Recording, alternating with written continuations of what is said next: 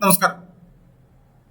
EMI വാങ്ങുമ്പോൾ നമ്മൾ ശ്രദ്ധിച്ചിരിക്കേണ്ട പ്രധാനപ്പെട്ട കാര്യങ്ങൾ. EMI ഇന്ന് എല്ലാ ബിസിനസ് സ്ഥാപനങ്ങളിലും നമുക്ക് വേണ്ടിയിട്ട് തരാൻ റെഡിയായിട്ട് അവരിയ്ക്കുന്നുണ്ട്. പലപ്പോഴും അവരുടെ പ്രലോഭനങ്ങളിൽ പെട്ട് നമ്മളിൽ പലരും അത് വാങ്ങാറുണ്ട്. പക്ഷെ ഇത് വാങ്ങുമ്പോൾ അത് നമ്മളുടെ ലൈഫിനെ തന്നെ ബാധിക്കുന്ന രീതിയിൽ ചില വ്യക്തികൾക്ക് സംഭവിക്കാറുണ്ട്. നമുക്ക് നോക്കാം എന്തെല്ലാം കാര്യങ്ങൾ ശ്രദ്ധിക്കണമെന്നുള്ളത്. EMI വാങ്ങുമ്പോൾ അതിന്റെ തിരിച്ചടവ് രീതികൾ എന്തെല്ലാമാണെന്ന് നമ്മൾ ശ്രദ്ധിച്ചിരിക്കണം. എത്ര മാസത്തേക്കാണ് അല്ലെങ്കിൽ എത്ര വർഷത്തേക്കാണ് അതിന്റെ EMI അടവ് വരുന്നത് എന്നുള്ളത് നമ്മൾ പ്രത്യേകം ശ്രദ്ധിക്കണം. ഇനി ഇടയ്ക്ക് വെച്ച് നമുക്കത് ക്ലോസ് ചെയ്യുന്ന സമയത്ത് അതുവരേക്കുള്ള ഇൻട്രസ്റ്റ് റേറ്റുകളോ കാര്യങ്ങളോ മതിയോ അതോ ഫുൾ ആയിട്ടുള്ള എമൗണ്ട് ആയിട്ട് വേണോ, ഇനി ഇടയ്ക്ക് വെച്ച് അങ്ങനെ ക്ലോസ് ചെയ്യാൻ പറ്റാത്ത സാഹചര്യങ്ങളുണ്ടോ എന്നുള്ളത് അറിഞ്ഞിരിക്കും. നമ്മളുടെ വരുമാനം എന്താണോ അതിന്റെ 40% കൂടുതൽ ഒരു കാരണവശാലും EMI വരാതിരിക്കാൻ നമ്മൾ ശ്രദ്ധിക്കാം. അങ്ങനെ വന്നു കഴിഞ്ഞാൽ നമ്മുടെ ലൈഫില്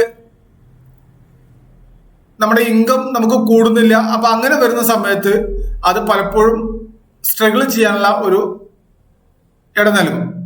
അതുപോലെ തന്നെ എമർജൻസി ഫണ്ട്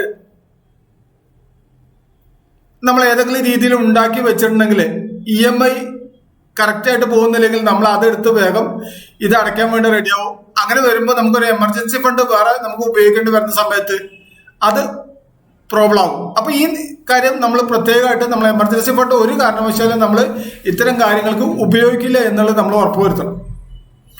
അതുപോലെ തന്നെ നമുക്ക് ആവശ്യത്തിന് ഇൻഷുറൻസ് ഉണ്ടോ എന്നുള്ളത് നമ്മൾ ഉറപ്പുവരുത്തണം. കാരണം ഈ സ്ട്രഗിൾ ചെയ്യൽ കൂടുതലാവും നമ്മൾ EMI കൂടുതലുണ്ടെങ്കിൽ ആ സമയത്ത് ആകസ്മികമായിട്ട് നമുക്ക് എന്തെങ്കിലും സംഭവിച്ചു കഴിഞ്ഞാൽ ആവശ്യത്തിന് ഇൻഷുറൻസ് ഉണ്ടെങ്കിൽ അത് ലൈഫ് ഇൻഷുറൻസ് ആയിക്കോട്ടെ ഹെൽത്ത് ഇൻഷുറൻസ് ആയിക്കോട്ടെ, ഇത് രണ്ടും ഇല്ല എന്നുണ്ടെങ്കിൽ നമ്മുടെ EMI താളം തെറ്റാനുള്ള സാധ്യതകളുണ്ട്.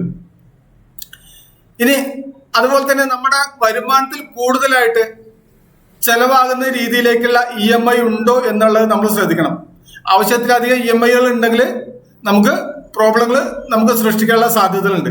അപ്പൊ ഇത്തരം കാര്യങ്ങളെല്ലാം നമ്മൾ വളരെയധികം ശ്രദ്ധിച്ചതിന് ശേഷം മാത്രം EMI എടുക്കുക. EMI എല്ലാ ഷോപ്പുകളിൽ പോയാലും അവരുടെ ബിസിനസ് വർദ്ധിപ്പിക്കാൻ വേണ്ടി മാത്രമാണ്. അതൊരിക്കലും പൂർണ്ണമായിട്ടും നമ്മളെ സഹായിക്കാനുള്ള എന്നുള്ള രീതിയിൽ ആരും എടുക്കരുത്. കിട്ടുന്ന സമയത്ത് നമുക്ക് വളരെ ഈസിയാണ്. കാരണം ഒന്നിച്ചൊരു എമൗണ്ട് മുടക്കുന്നതിന് പകരം കുറച്ച് കുറച്ചായിട്ട് നമുക്ക് ചെയ്യാൻ പറ്റും. പക്ഷെ അത് നമ്മളെ കൊണ്ട് ഇല്ലാതാക്കുന്ന രീതിയിലേക്ക് വരാൻ പാടില്ല. അപ്പൊ ഇത്തരം കാര്യങ്ങൾ ശ്രദ്ധിക്കുക. ഇനി ഇത്തരം കാര്യങ്ങളെ കുറിച്ച് നിങ്ങൾക്ക് ഏതെങ്കിലും കാര്യത്തിൽ സംശയങ്ങൾ ഉണ്ടെങ്കിൽ താഴെ കാണുന്ന എന്റെ നമ്പറിൽ വിളിക്കാം. അതുപോലെ ഞാൻ ഈ പറഞ്ഞ കാര്യങ്ങൾ നിങ്ങൾക്ക് പ്രയോജനപ്പെട്ടു എന്നുണ്ടെങ്കിൽ നിങ്ങൾക്ക് അതിൽ പ്രയോജനപ്പെട്ട വാക്കുകൾ ഏതാണോ അത് താഴെ കമന്റിൽ ആഡ് ചെയ്യാം. Thank you.